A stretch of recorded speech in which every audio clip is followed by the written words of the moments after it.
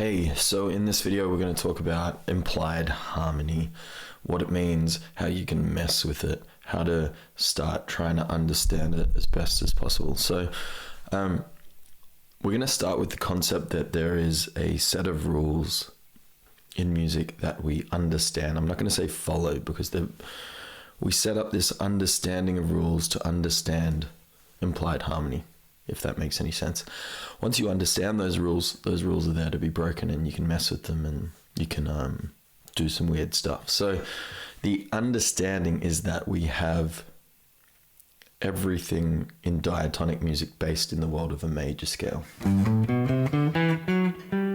We have all the chords in that key. So for each one of those notes, we have major, minor, minor, major, major, minor, diminished, major, back to the start. So once I hit here, I'm back to the one. So the first part of implied harmony is that is always there. So if I'm going, even if I'm playing single notes on the guitar like this,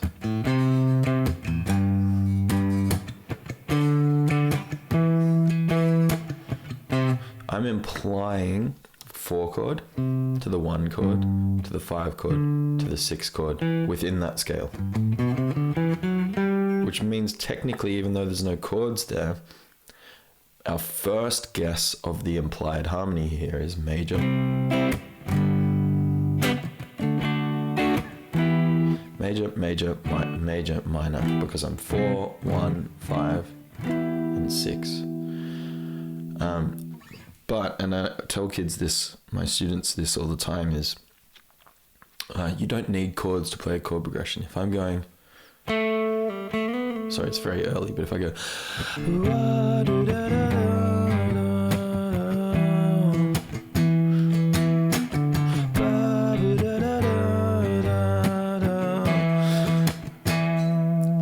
I'm implying a 4, 1, 6, and I'm implying those chords without actually playing chords, but I'm implying them.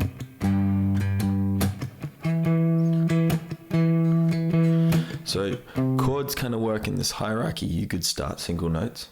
A lot of EDM or even metal and rock will be like, they're implying a chord within the key, but they're not actually playing the full chord. Or you could even think of power chords as the same thing. I'm not playing major, major, minor, but I'm implying 4, 1, and 5. Sorry, 4, 1, and 6, which would imply major, major, and minor. The same goes eventually. This is a way harder thing to conceptualize, but the same would go for any non-diatonic note. So if I went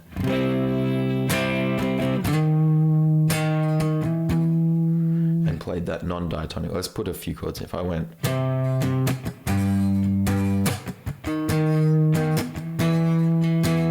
so we have this leading tone, which breaks the rules. It's not part of that system. It's a sharp 5. We got 1, so 4, 1, sharp 5, 6. Implied harmony would suggest that you understand the rule that's going on that allows that note to happen. Now you can, break as many rules as you want in music, or you don't have to understand this stuff and you can still do it. But people that study this kind of thing want to understand music, and they want to understand where that note came from. And so the implied harmony there would be a few things. Generally speaking, it would be what's called a secondary dominant. So if I'm going and I want to add this note in, it comes from this chord, a B major chord, which isn't in the key. B minor is in the key. But if I make that major, that includes the D sharp. So now that note becomes available. But the harmony it's implying is what we call a secondary dominant. That B chord is what we call a secondary dominant of the 6th chord. Now, a secondary dominant implies an understanding of dominant function. If I have my 5 chord in a key,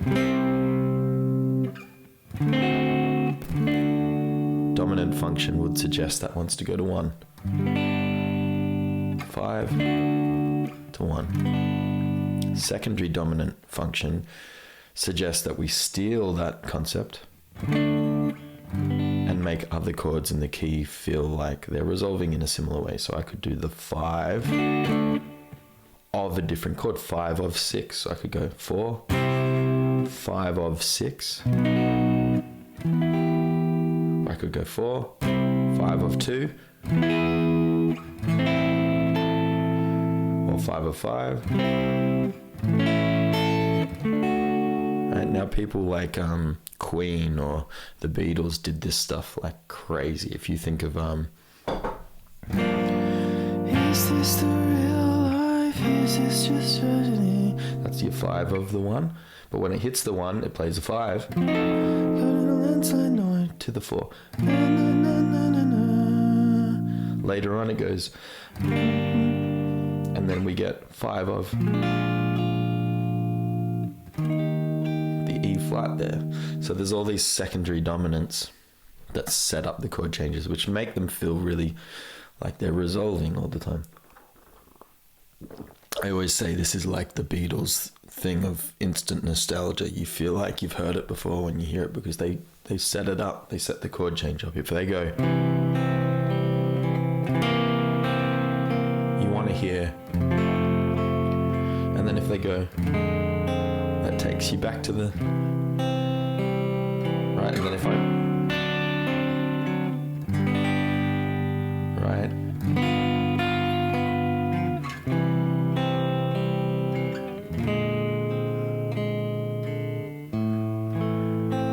That one there was a tritone of a secondary dominant. So there's all these rules. This is what you go to university, or you study music, and this is what you start learning, these kind of rules.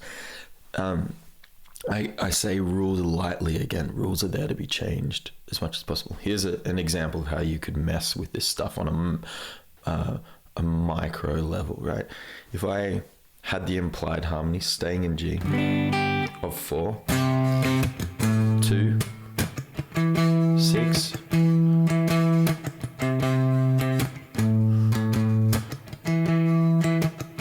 okay, now if I set up a loop there,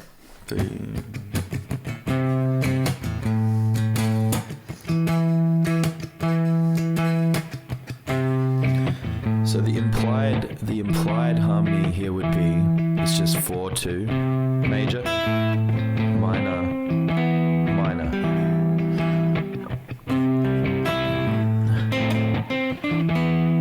Right? But I could mess with this on a micro level by making every chord major. Right? And if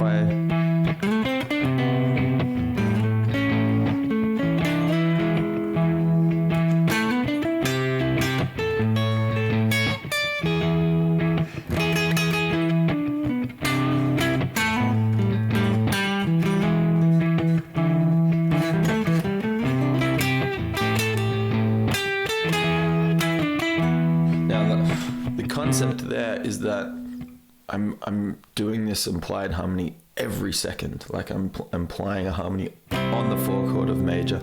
I'm implying a harmony on the 2 chord of major, which it shouldn't be. It should be minor.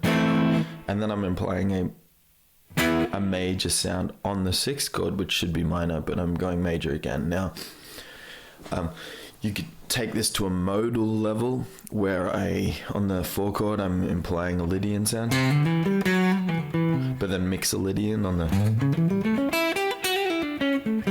the 2 chord, and then 6 mix a Lydian.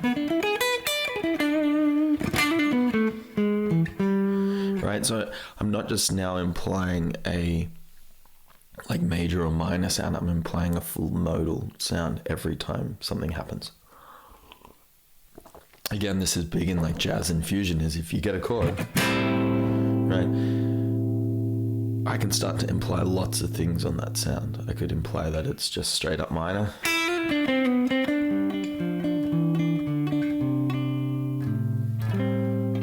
Or Dorian.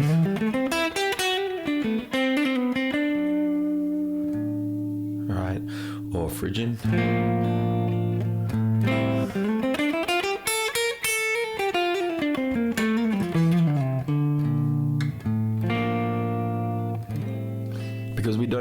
yet. It's just a chord. Same with major. If I went right, I could play just the major scale,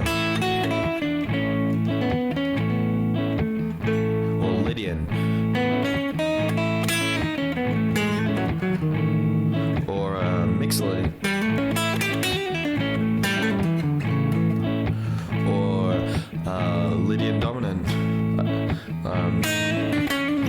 What am I doing? Or I could go mixo flat 6. That was sorry, I'm getting myself confused. Mixo flat 6, where that sound. I keep doing Phrygian dominant. Or Phrygian dominant.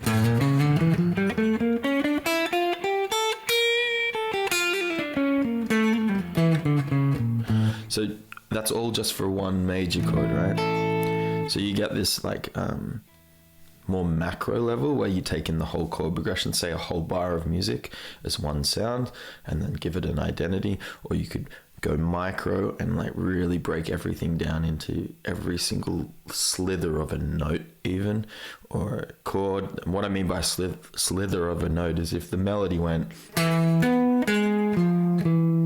you could harmonize the whole thing as major sounds, or you could think diatonically and harmonize it diatonically, or you could take it chord by chord or whatever. So I know that went pretty deep, pretty fast, but the idea, well, at least level 1 of this, is understanding that diatonically within a key you have chords, major and minor chords that fit, and then that implies the scales over the top. Or you can break this down into other levels of harmony. So things you should research to understand more about this is secondary dominant harmony. That would be setting up dominants of different chords. The other one you could look at is like modal interchange. So understanding your modes so well that you know what modes fit over major chords, what modes fit over minor chords, and understanding that there's some plasticity to it. You could, if you have a minor chord, start to understand that you can reharm or harm that chord up in any way you like with whatever modal sounds you want. And then the super micro level is just looking at every single note played and thinking, I can push a sound on that note. And that's it. So that is implied harmony, multiple levels of it. I hope this helped a little bit. Please let me know if you have any things you think I missed in here, because I'm shooting off the cuff here. It's very easy for me to, quite often I get to the end of these videos and I'm like, oh, I should have talked about this other thing. So feel free to comment things that that you think I'm missing out on in this video, or any questions you have. I will try and answer as many of them in the comments as I can. You can also hit up my Patreon. I've got 2 books up there now that deal with harmony. They're only in the first 2 levels at the moment. So they're talking major scale harmony, and then how to apply your pentatonics through that system, and bar chords. So I'm hoping to do a 3rd book where I get more advanced as we go. But that's on my Patreon. There's also a bunch of tabs there and a couple of short videos and stuff. Thank you for watching Implied Harmony, and let me know what else I should be covering in these videos, and hopefully I'll see you in another video. So thanks for joining me.